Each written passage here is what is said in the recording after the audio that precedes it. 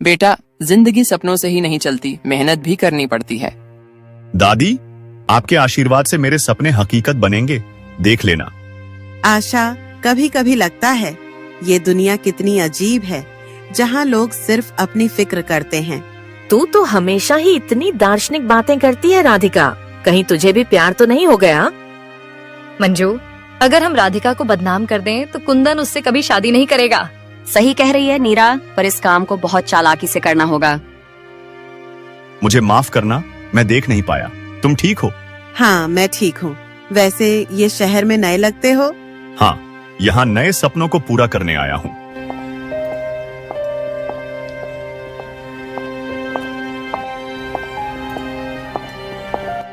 यार कुंदन, ये सपने वपने छोड़।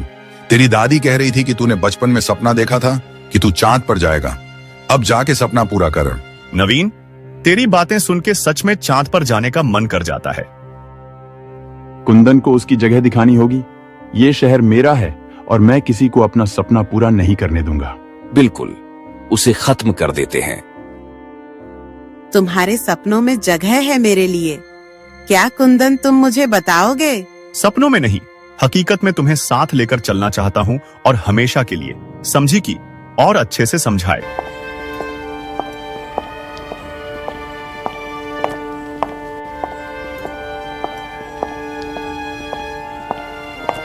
सुनिए रेखा जी, मैंने सुना है कि आपकी बेटी राधिका का हमारे कुंदन से कुछ ज्यादा ही मेल जोल हो रहा है। आपको गलतफहमी हुई है शकुंतला जी। राधिका एक जिम्मेदार लड़की है। मुझे कोई गलतफहमी नहीं है। मैं अपने बेटे के लिए कोई भी समझौता नहीं कर सकती।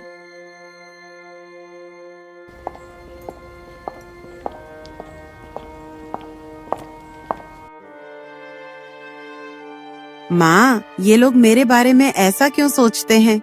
क्या मेरी सच्चाई को कभी कोई समझेगा? बेटी, सच कभी छिपता नहीं। हमें अपना रास्ता खुद चुनना होगा। कुंदन, अगर तेरी माँ को राधिका के बारे में गलतफहमी है तो तुझे सीधे जाकर उनसे बात करनी चाहिए।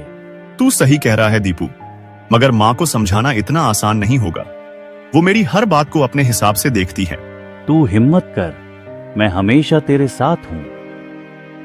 अगर शकुंतला को यकीन दिला दें कि राधिका उसके बेटे के लिए सही नहीं है, तो कुंदन कभी उससे शादी नहीं करेगा। बिल्कुल, हमें शकुंतला को ऐसा कुछ दिखाना होगा जिससे वो राधिका से नफरत करने लगे। कुंदन और उसकी दुनिया को तबाह करने का समय आ गया है। मुझे उसके सपनों को टूटता देखना है। इस बार हम ऐसा जाल बिछाएंगे कि कुंदन संभल भी नहीं पाएगा। आशा, मुझे समझ नहीं आ रहा कि ये सब कैसे ठीक होगा। मेरी माँ और शकुंतला आंटी के बीच इतनी गलतफहमी क्यों है? राधिका, प्यार में मुश्किलें तो आती हैं, लेकिन तुमने अगर अपने दिल से उसे चुना है तो तुम दोनों मिलकर हर मुश्किल का सामना कर सकते हो। लेकिन मैं नहीं चाहती कि हमारे रिश्ते की वजह से हमारे परिवार टूटे। दादी, मैं अपने सपनों को जीना चाहता हूँ, पर माँ की मर्जी के बिना कैसे? बेटा, सही और गलत के बीच का फर्क समझने में दिल की सुनना जरूरी होता है। तुम्हें खुद फैसला लेना होगा। तो क्या मुझे अपनी माँ के खिलाफ जाकर फैसला करना चाहिए? तू जो भी करेगा वो माँ के भले के लिए ही होगा। बस ध्यान रख, सच्चाई के रास्ते पर ही चलना। कुंदन, मैं राधिका के बारे में सब जान चुकी हूँ। अब तुम उससे कोई रिश्ता नहीं रखोगे। माँ, आप किस बारे में बात कर रही हैं? राधिका ऐसी नहीं है। तुम्हें मुझ पर यकीन नहीं? अगर तुमने उससे मिलना बंद नहीं किया तो मैं तुम्हें अपना बेटा नहीं मानूंगी। कुंदन एक गंभीर दुविधा में फंसा है। क्या वो राधिका और अपने सपनों को चुन पाएगा या माँ की मर्जी के आगे झुक जाएगा? कहानी में तनाव बढ़ता जा रहा है और साजिशें गहरी होती जा रही हैं। अगले एपिसोड में देखिए कुंदन का निर्णय, राधिका का संघर्ष और साजिशों का। एक छोटा सा परिवार रहता था जो कर्ज के बोझ तले दबा हुआ था। रमेश, जो एक गरीब किसान था, अपनी मेहनत से अपने परिवार का पालन पोषण करता था। उसकी पत्नी राधा और 2 बच्चे मोहन और सुधा हमेशा उसकी मदद करते, लेकिन कर्ज का बोझ उनके जीवन को कठिन बना रहा था। रमेश, फसल भी ठीक से नहीं हो पाई और साहूकार का कर्ज सिर पर है। हम कैसे चुकाएंगे? राधा, मैं जानता हूँ। मैंने सोच रखा है कि साहूकार से बात करूंगा। शायद वह कुछ समय और दे दे। यह कहकर रमेश साहूकार के घर गया, जिससे रमेश कर्ज लिया था। रमेश, तुम्हारा कर्ज बढ़ता जा रहा है। अगर तुम समय पर नहीं चुकाओगे तो तुम्हारी जमीन को गिरवी रखना पड़ेगा। साहूकार जी, कुछ समय और दे दीजिए। फसल अच्छी नहीं हुई इस बार। अगर कुछ समय और दे देंगे तो बड़ा मेहरबानी होगी। मैं तुम्हें 1 हफ्ते का समय दे रहा हूं। अगर तब तक कर्ज नहीं चुकाया तो मैं तुम्हारी जमीन ले लूंगा। उसके बाद रमेश अपने घर आ जाता है। रमेश, मैंने सुना तुम्हारी हालत ठीक नहीं है। अगर तुम्हें कुछ मदद चाहिए तो बताओ। नरेश, मुझे थोड़े पैसों की जरूरत है। अगर तुम मुझे उधार दे सको तो मैं बहुत आभारी रहूंगा। मैं तुम्हें उधार दे सकता हूँ, लेकिन इसे जल्दी लौटाना होगा। ठीक है नरेश भाई, मैं तुम्हें 1 या 2 हफ्ते में पैसे लौटा दूंगा। नरेश रमेश को पैसे देकर वहां से चले जाता है। अगले दिन रमेश, गांव की बैठक में तुम्हारे कर्ज के बारे में चर्चा हो रही है। क्या तुम कुछ समाधान निकाल पाए हो?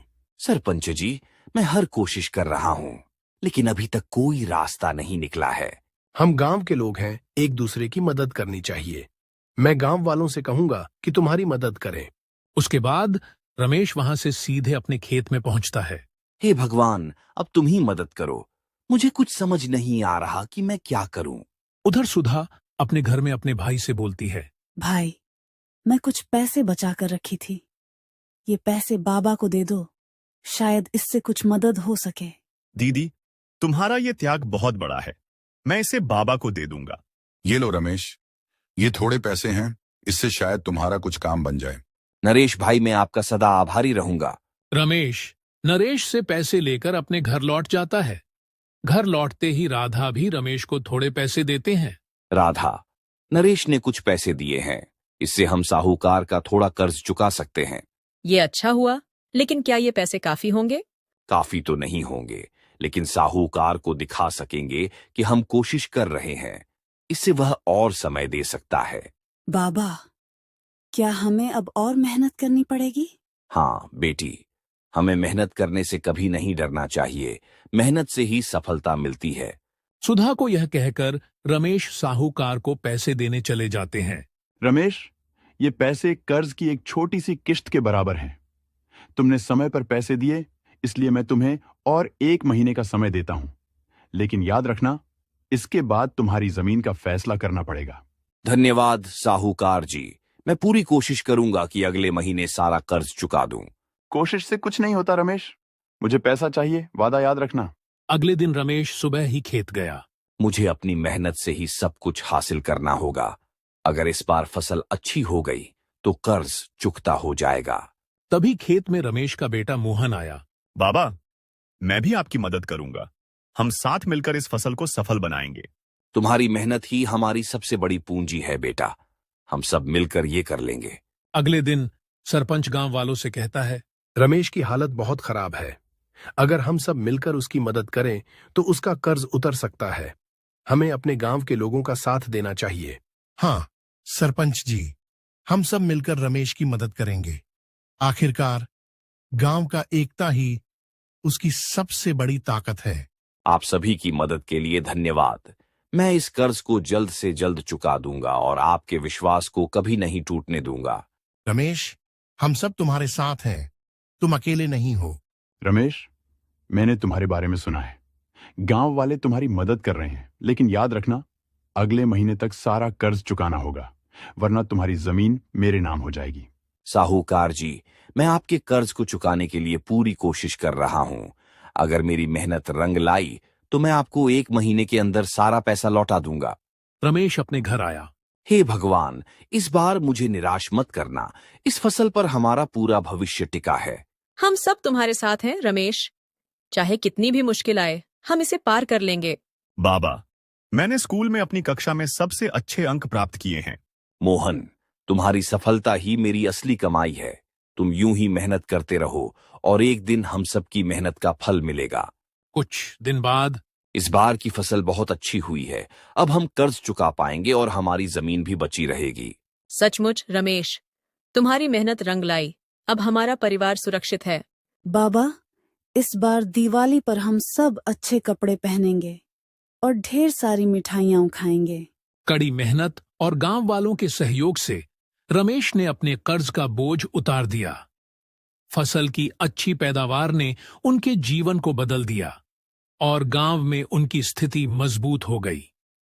यह कहानी हमें सिखाती है कि कठिनाइयों का सामना धैर्य, मेहनत और एकता से किया जा सकता है।